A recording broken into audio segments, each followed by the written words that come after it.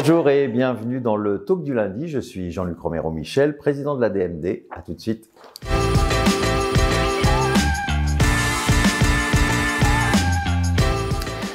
Alors évidemment, j'espère que vous avez toutes et tous passé de belles vacances. J'ai évidemment, comme toujours, une pensée pour celles et ceux qui sont seuls ou celles et ceux qui sont malades. C'est toujours des périodes qui sont extrêmement difficiles. C'est bien sûr la rentrée, c'est la rentrée du Talk du lundi, mais c'est globalement la rentrée pour beaucoup d'entre vous. Une petite pensée bien sûr pour toutes celles et tous ceux qui sont retournés à l'école, évidemment les enfants, les enseignants, et puis bien sûr pour les parents, et je pense notamment à ceux qui ont envoyé leurs enfants pour la première fois à l'école. C'est toujours un moment très compliqué. C'est aussi la rentrée pour la DMD, et c'est d'abord, vous savez, toujours une rentrée des associations. Vous savez que chaque ville organise des grands forums et que notre association est dans tous ces forums dans toute la France. Donc, regardez sur nos sites, nos réseaux sociaux. Vos délégués vous ont certainement averti où ils sont. En tout cas, c'est le mois des forums des associations et n'hésitez pas à aller bien sûr rencontrer vos délégués et les militants et puis à être vous-même un militant dans ces forums des associations.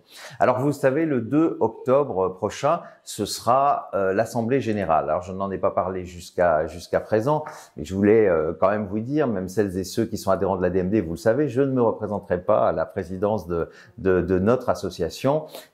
Et je soutiens notre ami Jonathan Denis, mais rassurez-vous, je suis aussi candidat pour être administrateur sur la liste de Jonathan et je souhaite continuer à ses côtés, à l'aider, à travailler.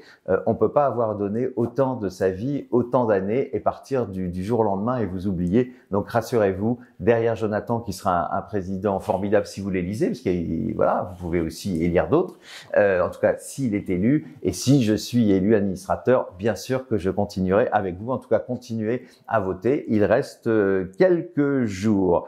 Alors, les jeunes de la DMD, vous avez suivi cet été ce formidable tour de la DMD. Je remercie encore Maxime, Benjamin et Franck qui ont organisé ce tour et tous les jeunes qui étaient si nombreuses et si nombreux pendant toutes ces belles étapes. J'ai eu la chance d'en faire quelques-unes. C'est toujours un moment extrêmement fort et évidemment à ce moment-là, on ne peut aussi avoir qu'une pensée pour Christophe Michel Romero qui avait créé cette ADMD Tour. Alors les jeunes de l'ADMD, écoutez, ne s'arrêtent jamais puisqu'ils viennent de s'unir à un mouvement de jeunes qui vient de se créer en Espagne, puisque vous savez que nous étions nous étions le seul mouvement pour le droit de mourir dans la dignité qui avait un mouvement jeune. Eh bien, les Espagnols de Memento Mori, le mouvement jeune issu de Derecho a Morir Dignamente, ils vont évidemment collaborer ensemble.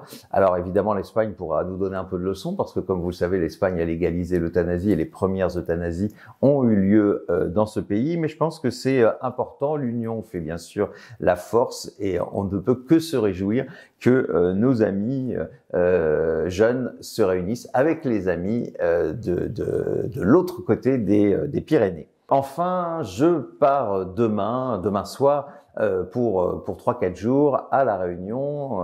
La déléguée m'avait invité il y a presque 2 ans et malheureusement la Covid a fait qu'on a dû repousser les mesures les mesures en tout cas de confinement et tout ça étant allégées. On va pouvoir enfin avoir une réunion avec nos amis adhérents. Ce sera le 10 septembre à 16h à Saint-Denis de la Réunion. Et puis, durant ce séjour, la déléguée m'a organisé des rencontres avec tous les parlementaires, les élus de l'île pour évidemment leur parler du droit de mourir dans la dignité et puis un gros programme de médias. Donc, si vous êtes à la Réunion, je pense qu'on aura l'occasion de se rencontrer. En tout cas, venez nombreuses et nombreux puisque le confinement a été un peu libéralisé et que nous avons donc cette possibilité de faire cette réunion.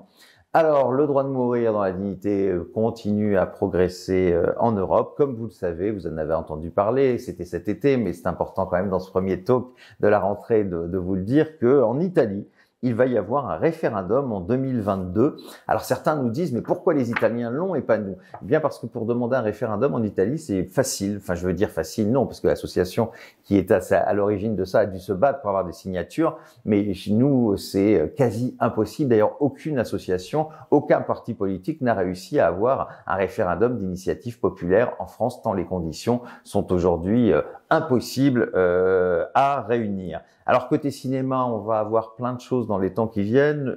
Cette semaine, je voulais parler du film Supernova qui a été réalisé par Harry McQueen avec Colin Firth. Alors c'est un long métrage qui parle du choix de la fin de vie. Je ne peux que vous inciter les unes et les autres à aller voir ce magnifique film. Et pour terminer aujourd'hui, on a remarqué la semaine dernière dans l'émission Le Quotidien, la question était posée, que feriez-vous si vous étiez président? Eh bien, le philosophe et l'écrivain Raphaël Enthoven a annoncé que sa première loi porterait sur la légalisation de l'euthanasie. Alors, il ne sera pas président de la République, mais c'est toujours intéressant. Et plus on a d'alliés, mieux c'est. Donc, merci à Raphaël Enthoven pour cette importante proposition. Voilà, le talk du lundi se termine. Merci à Franck de l'avoir préparé et réalisé. Et puis, comme toujours, sur les réseaux sociaux, eh bien, le hashtag, le talk du lundi. À la semaine prochaine.